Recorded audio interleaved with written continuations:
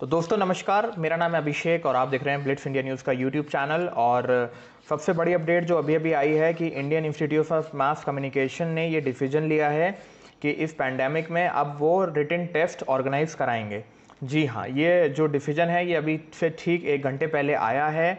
इसका नोटिफिकेशन, इसका लिंक मैं नीचे डिस्क्रिप्शन में लगा दे रहा हूँ। इसके अलावा आप आईएमसी की ऑफिशियल वेबसाइट पर जाकर भी इस नोटिस को पढ़ सकते हैं।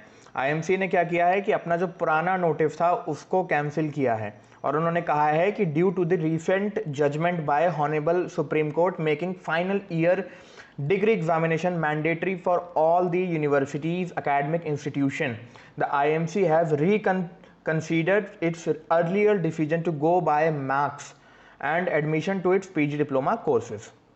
इससे पहले कोविड के चलते आईएमसी ने एक नोटिस निकाला था और उसमें उन्होंने कहा था कि इस बार जो प्रतिभागियों का चयन होगा, जो बच्चों का चयन होगा, जो बच्चे जर्नलिज्म का पीजीडीएम करने आएंगे तरह तरह के कोर्सेज में, दिल्ली कैंपस में और रीजनल कैंपस में, तो उनका जो चयन होना था वो मेरिट के बेस पर होना था, 10th 12th और ग्रेजुएशन की मेरिट के बेस पे।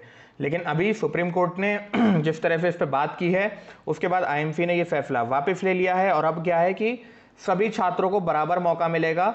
बराबर मौका किस तरह से कि अब आप सभी के बीच एक रिटन एग्जाम कंडक्ट होगा। ये एग्जाम्स कितने का होगा, कितने नंबर का होगा, ये अभी तक आईएमसी ने नहीं बताया है। क्या पैटर्न रहेगा ये भी कुछ नहीं बताया है। लेकिन आईएमसी ने कहा है कि अब जो बच्चों का सिलेक्शन होगा वो उसी तरह एग्जाम्स को फॉलो करा के किया जाएगा। उसके बाद नोटिस में ये भी लिखा है कि जिन छात्रों ने फॉर्म भर दिया है, जिन स्टूडेंट्स ने ये फॉर्म अप्लाई कर दिया है, उनको फिर से फॉर्म भरने की ज़रूरत नहीं है। It is accordingly informed to all, especially those who have applied in response to earlier admission notice, that IMC is exploring all avenues for holding expensive test-based admission procedure.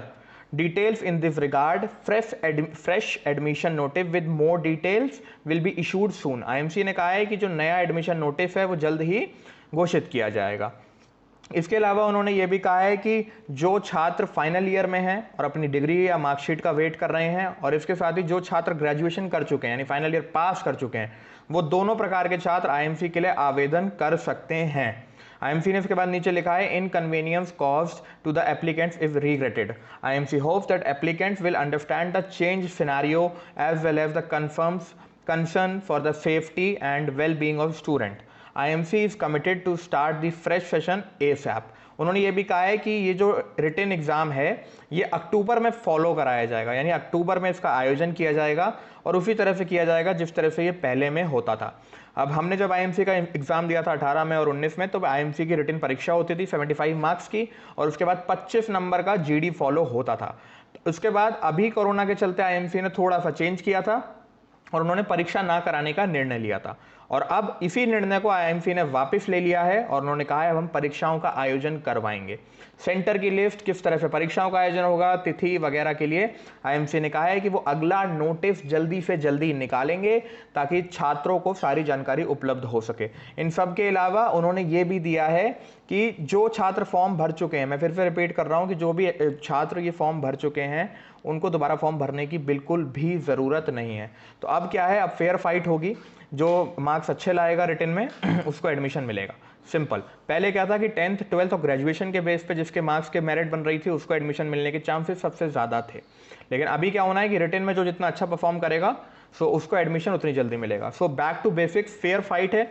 आपको वही करना है कि जो हमेशा से करते आए हैं, पिछले 4 महीने की जो वीडियोज़ हैं उनको फॉलो करिए, लास्ट 2 महीने के जो करंट अफेयर है उनको फॉलो करिए और इसके साथ ही साथ अब वर्क आ जाएगा आपका लिटरली स्किल्स पे, जो बहुत ही इंपॉर्टेंट है।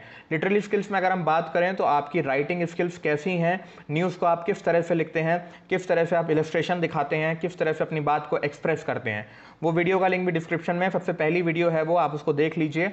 उससे आप समझ जाएंगे कि किस तरह से आपको पेपर सॉल्व करना होता है। आप में से जो भी छात्र, लास्ट बात मैं कर देता हूँ, जो भी छात्र हमारे साथ ग्रुप में जुड़े हैं व्हाट्सएप में, उन सबको रेगुलर अपडेट आ जाती है। तो जो भी छात्र नहीं जुड़े हैं वो उस ग्रुप से जुड़ जाएं, या फिर जो नीचे गूगल डॉक का लिंक लगा है वहाँ पे कई सारे सैम्पल पेपर्स लगे हुए हैं और वहाँ पे पेपर सॉल्व करने का तरीका दिया हुआ है, तो आप उसको देख के समझ जाइए कि किस तरह से आपको आंसर देना है। क्योंकि यहाँ पे क्या होता है, लॉन्ग आंसर, शॉर्ट आंसर और वेरी शॉर्ट आंसर तीनों तरह के होते हैं। 1 वर्ड वाले आंसर भी होते हैं जिसमें आपको 2 से 3 लाइनों में आंसर देना होता है, लेकिन मात्रा की गलतियाँ आपके मार्क्स को कम कर देती हैं।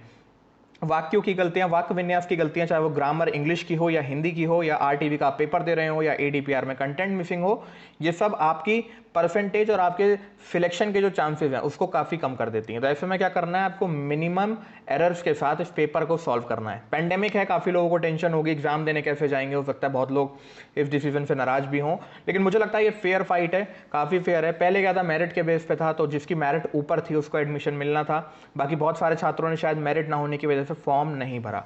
लास्ट बात ये है कि बहुत सारे छात्र ये पूछ रहे हैं कि सर हमने फॉर्म नहीं भरा था मेरिट ना होने की वजह से, तो क्या आप फॉर्म खोलेंगे?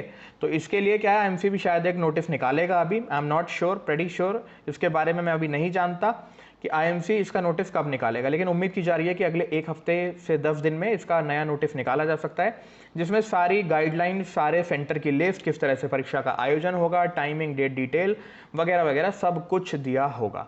तो फिलहाल इस वीडियो में इतना ही, और अगर आपने चैनल को सब्सक्राइब नहीं किया अब तक तो चैनल को सब्सक्राइब कर लीजिए। बाकी देश दुनिया की तमाम ताज़ा खबरों के लिए आप हमारे चैनल को देखते रहिए।